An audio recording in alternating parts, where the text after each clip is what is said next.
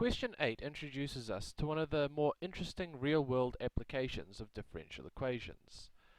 For an object moving only under the influence of gravity near the Earth's surface, we know that the second derivative, or its acceleration, is going to be constant at approximately negative 10 meters per second squared, or rather, it's going to be accelerating towards the center of the Earth at about 10 meters per second squared. So the question is, if we know this about the object, and we have some information such as the initial velocity and the initial displacement of the object, could we then work out a formula or an equation that describes the motion of that object? And it turns out we can, using fairly straightforward differential equation techniques. So if we look at this one, d squared s by dt squared is equal to negative g. Well, we know that this is a constant number, so we can just integrate it directly. That means that ds by dt, directly integrating both sides, is going to be negative gt plus some constant c. But I don't need to be so vague. What is ds by dt? ds by dt is the velocity of my object. When t equals to 0, ds dt is equal to c, or rather, when t equals to 0, I get the initial velocity of my object, which I already know is going to be u. What about, and now, if I want the formula for displacement, this is still constant, and in terms of t, so I can still integrate this directly and get s is equal to negative a half gt squared plus ut plus a new constant, k.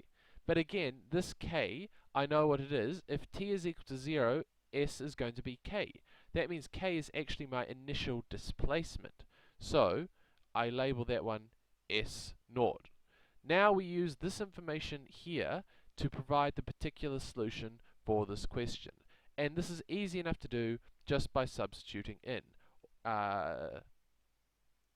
And I've talked you through it already, but if you wanted to find it out, you'd say, look at this one, you'd say when t equals to 0, ds by dt is equal to 5. Therefore, c, which is what we had, equals to 5. Similar for this one, when t equals to 0, ds by dt is equal to 3. Therefore, our k is equal to 3. I've replaced c and k by u and s naught for generic terms, but this is what you would do in your working. So what does that mean? That means this is our general solution, of course.